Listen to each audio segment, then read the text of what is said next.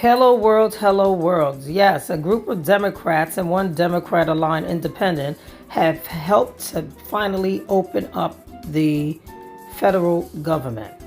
Well, previously, the reason why the government was shut down is because the Democrats and the Republicans wasn't agreeing to some sort of tax credit regarding some medical again, that dealt with the affordability of healthcare. All this time, it took, about 40 something days before the Democrats had to cross over, the nine who did cross over to the Republican side, to now finally have the people, that public that is, who are in need of stamp benefits issued to them, finally will be able to receive these benefits. However, in the interim, I just had to do my research to see again why was the Democrats only blaming Trump and for not opening or not sending out SNAP benefits. Well, Lord behold, on both sides, the whole issue is very convoluted and it seemed ridiculous. However, the Schumer and Jeffrey Hakeem still willing to not bend is quite interesting when you had nine other members, as you can see, who finally said, let's give the people, the public that is, the poor, the people that's in need of stamp benefits, these benefits. I don't understand how Hakeem, who is a New Yorker, but then again, he's not one probably receiving the SNAP benefits, can actually think it was even reasonable to hold out this long or not feeding the public or not feeding people in general.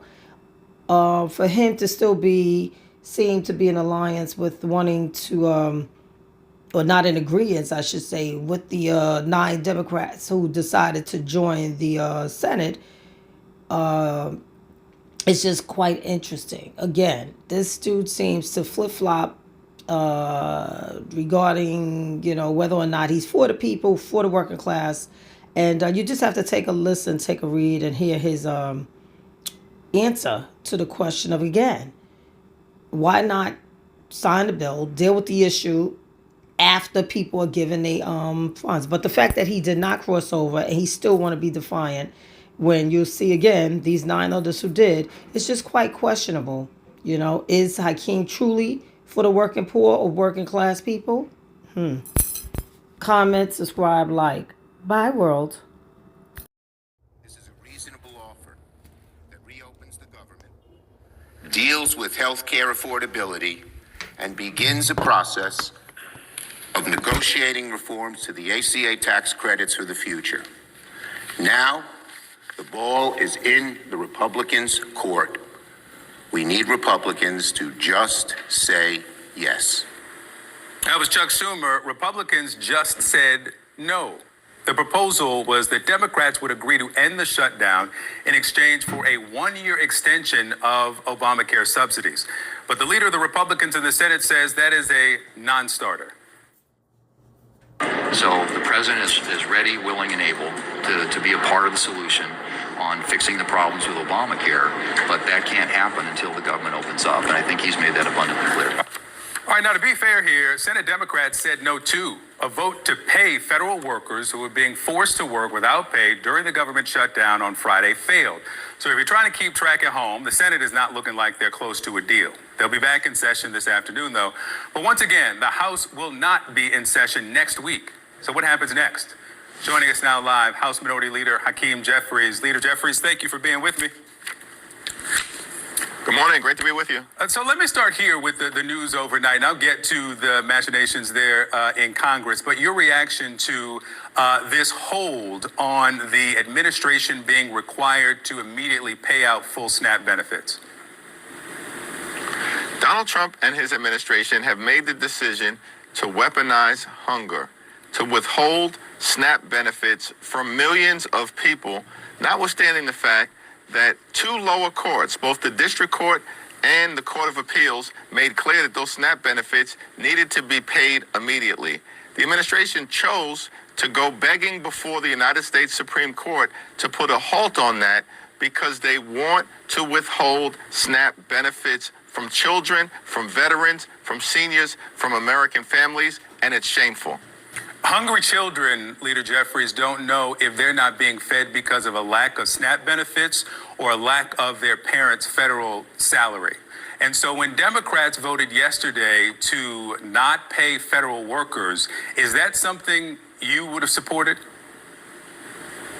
Well, from the standpoint of the votes in the Senate, I think what's become clear is that as Democrats, we are ready, we're willing, we're able to sit down with our colleagues on the other side of the aisle, find a bipartisan path forward to reopening the government, to enacting a spending agreement that actually meets the needs of the American people, and also at the same time decisively address the Republican health care crisis, particularly as it relates to the need to extend the Affordable Care Act tax credits, which are going to trigger, in the absence of doing that, dramatically increased premiums, copays, and deductibles on working class Americans.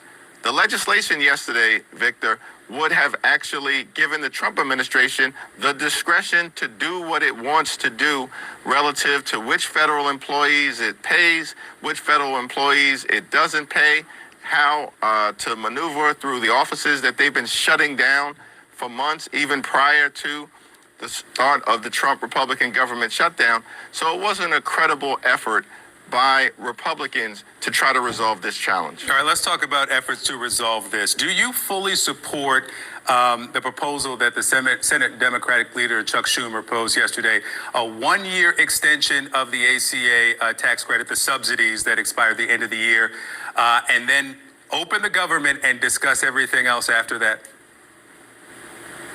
I think that the proposal was offered in good faith by Leader Schumer and supported by Senate Democrats. And our view has been that we would consider anything as House Democrats that is arrived at in a bipartisan way, that emerges from the Senate, that reopens the government, that provides us with a path toward decisively addressing the Republican health care crisis, beginning with the extension of the Affordable Care Act tax credit. So we haven't had an opportunity as a caucus to sit down and evaluate the specifics of the proposal. We'll do that as House Democrats in short order. But how about the headline? It was a strong, how about the reasonable headline? Step in the right direction. So you call it a reasonable step in the right direction for a one-year extension to get the government back open.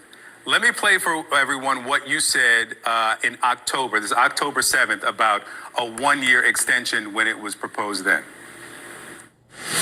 A one-year extension of the Affordable Care Act tax credits is not acceptable. It's a non-starter. It's a non-starter. Like, what world are these MAGA extremists living in right now? To think that Democrats are going to go along with a one-year extension from a group of people, meaning the Republicans, who just permanently extended massive tax breaks for their billionaire donors. It's a laughable proposition.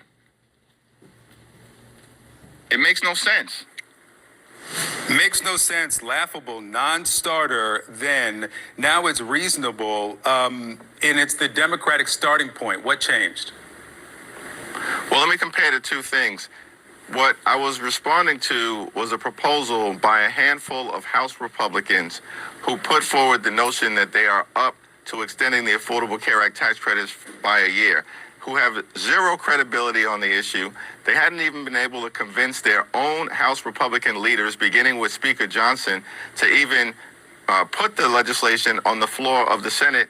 And so it was a floor of the House. It wasn't a serious proposal being put forward the legislation by that's these random House Republicans. But it's also some House Democrats who support that legislation as well. It's a bipartisan piece of legislation. Yeah.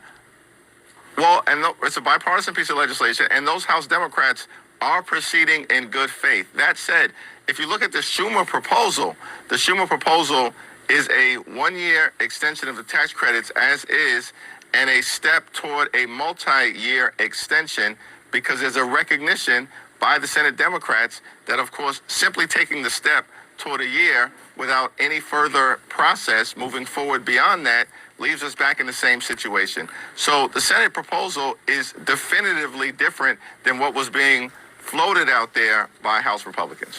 Leader Jeffries, there are some people who don't know what a clean CR is and don't care. They just need to be able to pay their rent and feed their children.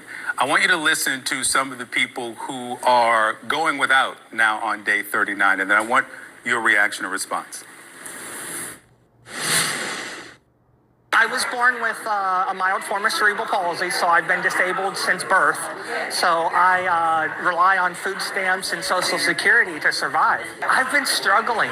It's been really hard. I've literally been eating spaghetti for 4 days because it's all I have in my apartment. Rather than myself having like a full plate of food along with my kids, I'm making sure that they have a full plate of food and their bellies are full, and I may have either less or I may not eat what they are eating just for the sake that they are getting enough. I just don't understand how we've come to a point where we're using food in politics and being essentially political pawns. What do you say to the people? And maybe, listen, some of them might even support your end goal, but they have to feed their children this morning and tomorrow morning and the morning after that. What do you tell them? That the administration has the funds to pay every single SNAP beneficiary right now, and that the administration's decision, a decision made by Donald Trump, supported by his so-called Attorney General and House and Senate Republicans, is to weaponize hunger. And the refusal to pay SNAP benefits has nothing to do with the fact that Republicans also shut the government down. Keep in mind, Victor, that in July, in connection with their one big ugly bill, Republicans, in addition to the largest cut to Medicaid in American history, cut $186 billion out of SNAP. They literally ripped food out of the mouths of hungry children, seniors, and veterans, and they did it so they could reward their billionaire donors with massive tax breaks that they then made permanent. And now, as we are in the midst of this ongoing Republican-Trump shutdown, they are intentionally withholding SNAP benefits from people all across the country. 42 million Americans, 16 million children, 8 million older Americans, and over 1 million veterans. It's outrageous. There's no justification for it. And those SNAP benefits, as ordered by 2 different federal courts, should be paid immediately. I'll point out that there are people in the same food line for help that are not getting their SNAP benefits, or federal workers as well, who are not getting their salaries. And we talked about the vote yesterday in the Senate against paying those employees. Leader Hakeem Jefferies, thank you so much for your time.